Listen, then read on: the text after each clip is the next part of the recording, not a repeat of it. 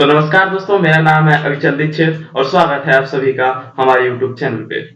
तो आज हम डिस्कस करेंगे पृथ्वी के चुंबकीय ध्रुव के बारे में, चुंबकीय अक्ष के बारे में और पृथ्वी के अंदर जो चुंबक गड़ी हुई है उसके कारण जो चुंबकीय क्षेत्र उत्पन्न हो रहा है उसके बारे में।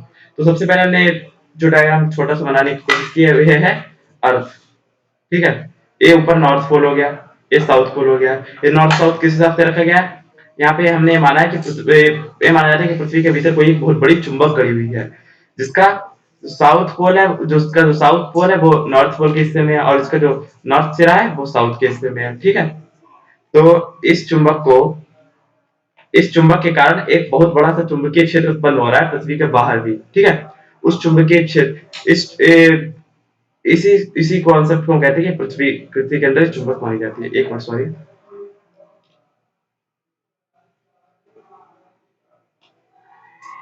तो यही इसी आधार पर कहा गया पृथ्वी चुंबकीय ध्रुव क्या होंगे।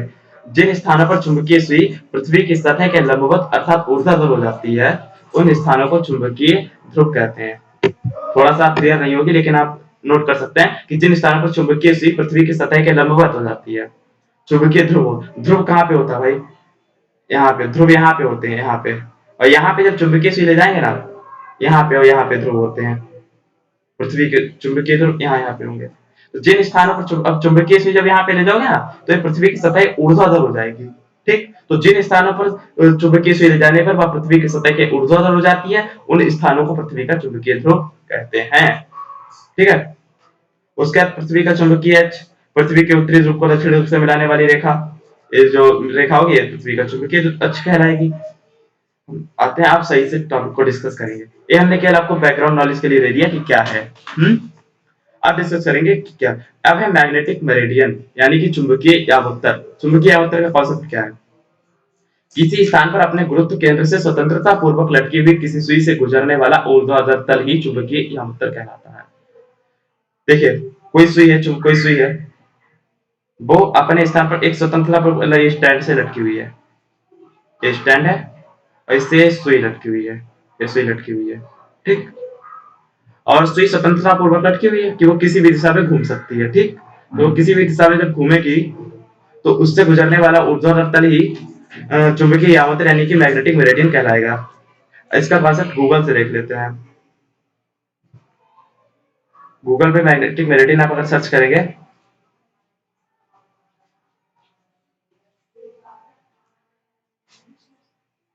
ये देखिए,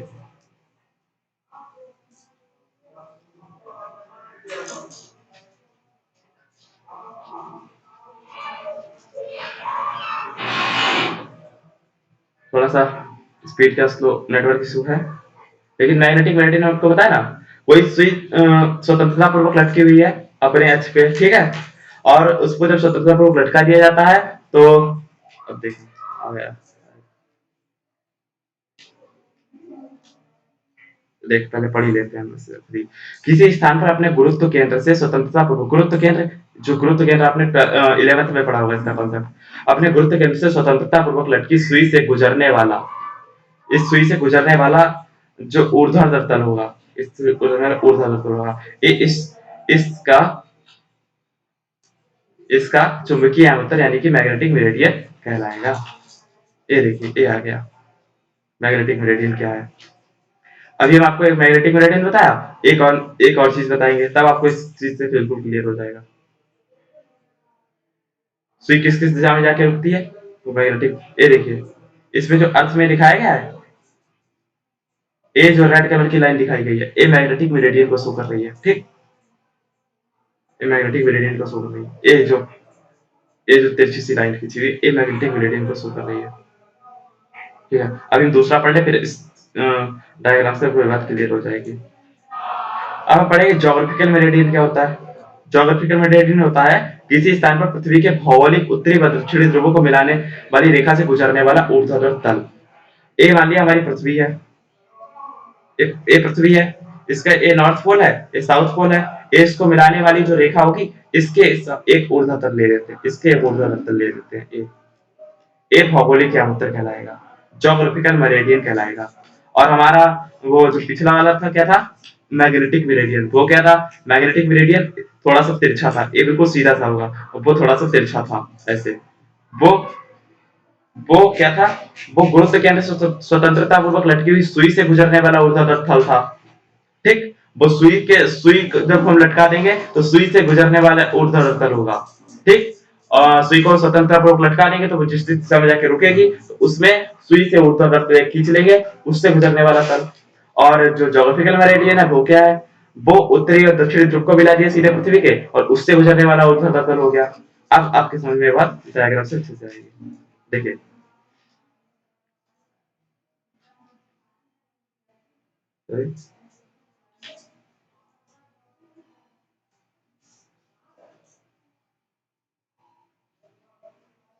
हाँ, अब देखिए।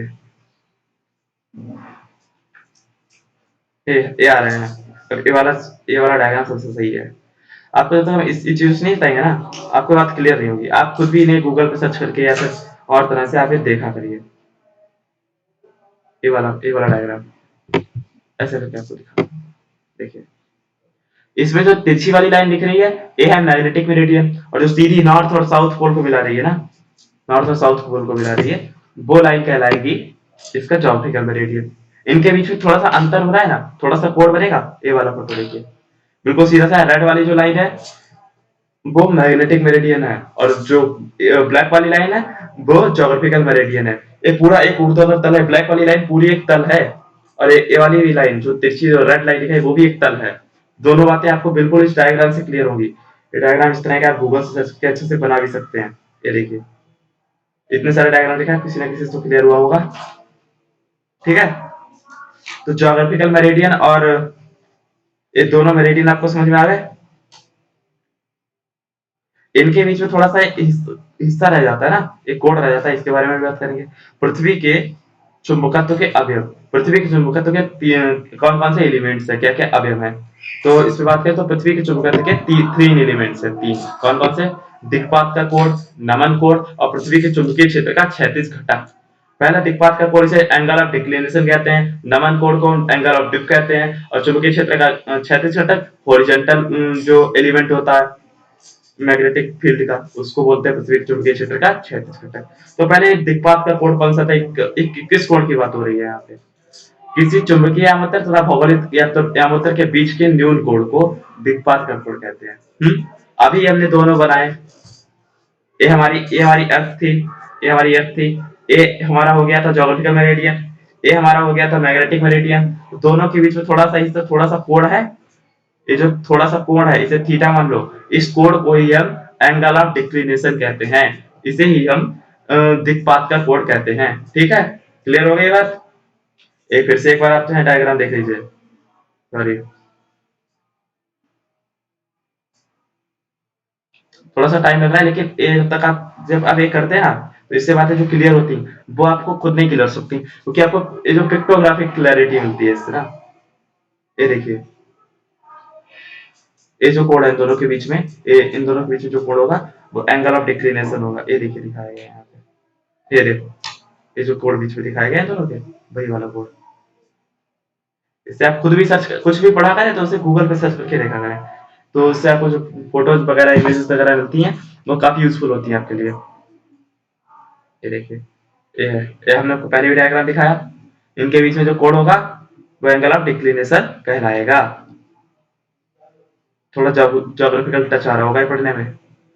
ज्योग्राफी भी बहुत मजेदार सब्जेक्ट होता है ना। ज्योग्राफी में भी ऐसी सी फिजिक्स ही रहती है। ज्योग्राफी में आप क्लाइमेटोलॉजी वगैरह पढ़ेंगे तो बड़ा मजा आता है, फिजिक्स की तरह लगती है वो। तो साइंस के स्टूडेंट्स को ज्योग्राफी काफी पसंद रहती है। ठीक है। अब नमन कोड क्या होता है दूसरा? नमन कोड एंगल ऑफ डिप क्या है? इसके लिए हम ऊपर चलते आते हैं। एंगल ऑफ डिक्लिनेशन तो हो गया। ये जो कोण था वो चुंबकीय आमोत्तर और भौगोलिक आमोत्तर के बीच का कोण जो था वो दिक्पात का कोण हो गया, एंगल ऑफ डिक्लिनेशन हो गया। लेकिन एंगल ऑफ डिप क्या है? एंगल ऑफ डिप है नमन कोण, वह कोण है जो पृथ्वी के चुंबकीय क्षेत्र की दिशा तथा क्षैतिज दिशा के बीच का कोण बताता है। पृथ्वी का चुंबकीय क्षेत्र मान लिया, पृथ्वी का भी तो अपना एक चुंबकीय क्षेत्र हमने आपको बताया, पृथ्वी का चुंबकीय क्षेत्र क्रिएट हो रहा है। ये देखिए मिटा के बताते हैं आपको नेक्स्ट पेज पे। इस एक किस किस बीच किस किस चीज के बीच का कोड है, ये पहले तो याद आपको लर्न होनी चाहिए बिल्कुल। पृथ्वी के चुंबकीय क्षेत्र की दिशा नंबर 1 लेंगे, दूसरा लेंगे क्षैतिज दिशा इन दोनों के बीच। एक पृथ्वी की चुंबकीय क्षेत्र की दिशा, पृथ्वी की क्षैतिज दिशा, ठीक है, तथा क्षैतिज दिशा, इन दोनों के बीच जो कोण होगा वो एंगल ऑफ डिप कहलाएगा। इसके हमने डायग्राम बनाई रखा, ये देखिए, ये देखिए, पृथ्वी में जिस जिस दिशा में वो चुंबकीय सुई आके रुकी वो पृथ्वी के चुंबकीय क्षेत्र की दिशा है। डायग्राम क्लियर नहीं है अभी? अब होगा। ये वाला जो डायग्राम है, ये वाला डायग्राम, ये पृथ्वी की चुंबकीय क्षेत्र की दिशा हो गई, क्योंकि यहाँ पे सुई रेखा बना रखी है, सुई जाके जिस क्षेत्र में रुकी है, जिस एरिया में आके सुई रुकी है ना, उसे वो हो गई इसकी पृथ्वी की चुंबकीय क्षेत्र की दिशा। इसे मान लिया बी ई, ठीक। और ए हो गई, अब इसको हम किसी भी दिशा को दो भागों में किसी उसके दो एलिमेंट्स बना देते हैं, एक क्षैतिज घटक, एक ऊर्ध्वाधर घटक। तो एक क्षैतिज घटक, एक हॉरिजॉन्टल वाला, एक वर्टिकल वाला, ठीक। तो इस हॉरिजॉन्टल वाले के बीच में, यानी कि इस क्षैतिज घटक के बीच में और पृथ्वी के चुंबकीय क्षेत्र के बीच में जो कोण होगा, ठीक है, ये थीटा नहीं से कुछ और मान लेते हैं, ठीक है, जो भी मान लें। तो पृथ्वी के इस क्षैतिज घटक बी एच, एच इसलिए क्योंकि हॉरिजॉन्टल, और ये बी ई, बी बी, ये वर्टिकल, और ये पृथ्वी के चुंबकीय क्षेत्र है बी ई, ये 3 हो गई। तो पृथ्वी के चुंबकीय क्षेत्र की दिशा और उसके क्षैतिज घटक के बीच में जो क्षैतिज दिशा के बीच में जो कोण होता है वो एंगल ऑफ डिप कहलाता है। सेकंड जो कॉन्सेप्ट था हमारा, पहला था एंगल ऑफ डिक्लिनेशन, भौगोलिक यमोत्तर और चुंबकीय यमोत्तर के बीच का कोण। दूसरा था हमारा नमन कोण, तो पृथ्वी की चुंबकीय क्षेत्र की दिशा और पृथ्वी की क्षैतिज दिशा के बीच में कोण, ठीक, 2 हो गया। अब तीसरा, पृथ्वी के चुंबकीय क्षेत्र के क्षैतिज घटक, दोनों क्षैतिज घटक दिखाई गए, हमने आपको दिखाई दिए, क्षैतिज घटक के वाला क्षैतिज घटक हो गया। तो ये दोनों कोण आपको क्लियर हो गए होंगे।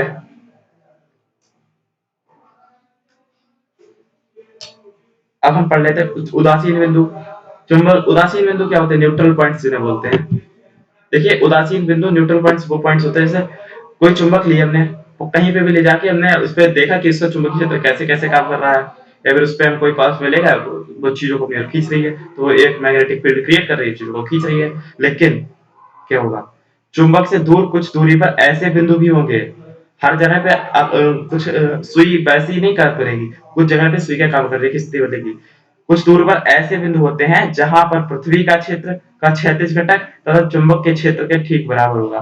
तो पृथ्वी के चुंबकीय क्षेत्र का क्षैतिज घटक होगा, पृथ्वी के चुंबकीय क्षेत्र का क्षैतिज घटक, जो हमने बताया था आपको बी एच ए, पृथ्वी के चुंबकीय क्षेत्र का क्षैतिज घटक चुंबकीय क्षेत्र की ठीक बराबर और उसके विपरीत दिशा में होगा। मान लिया चुंबकीय क्षेत्र इस दिशा में काम कर रहा है और पृथ्वी का चुंबकीय क्षेत्र का क्षैतिज घटक इस दिशा में है, ये दोनों है बराबर, लेकिन दोनों एक दूसरे के विपरीत दिशा में है। दोनों के द्वारा जो चुंबकीय मैग्नेटिक फील्ड इस पे लग रही है, मैग्नेटिक फोर्स इस पे लग रहा है, वो बराबर हो जाएगा। तो ना तो पृथ्वी की चुंबकीय क्षेत्र में काम कर पाएगा और ना उस चुंबक के चुंबकीय क्षेत्र के कारण कार्य कर पाएगा, तो एक तरह से न्यूट्रल हो जाएगा, दोनों बराबर है ना, तो न्यूट्रल हो जाएगा। तो उस पॉइंट्स पे जहां पे ऐसी स्थिति आती है, उन पॉइंट्स पे न्यूट्रल पॉइंट्स यानी उदासीन बिंदु बोलते हैं। कहां पे होगा ऐसा? जहां पे पृथ्वी के चुंबकीय क्षेत्र का क्षैतिज घटक, ऐसे करके इसे मिटा देते हैं, आप स्क्रीनशॉट जो कि ले सकते हैं चाहे, फिर आप अपनी कॉपी पे इन्हें लिख लेंगे सही से। पृथ्वी के चुंबकीय क्षेत्र का क्षैतिज घटक तथा चुंबक के क्षेत्र के ठीक बराबर तथा विपरीत हो। चुंबक के क्षेत्र के ठीक बराबर तथा विपरीत, जहां जिस बिंदु पर पृथ्वी का चुंबकीय क्षेत्र, पृथ्वी के क्षेत्र का क्षैतिज घटक हो जाता है। कैसी दो चीजें हैं? पृथ्वी के क्षेत्र का क्षैतिज घटक, दूसरा चुंबक के ठीक बराबर तथा विपरीत दिशा में चुंबक द्वारा लगाया गया चुंबकीय क्षेत्र। दोनों चीजें जहां पे एक जैसे कार्य करने लगती है, एक जिस पॉइंट पे काम करने लगती है, उस पॉइंट को उदासीन बिंदु या न्यूट्रल पॉइंट बोलते हैं। साधारण सा कॉन्सेप्ट था। तो थैंक यू, शुक्रिया, धन्यवाद। इतना ही रखते हैं आज की वीडियो के लिए। नेक्स्ट वीडियो में फिर से मिलते हैं। Thank you.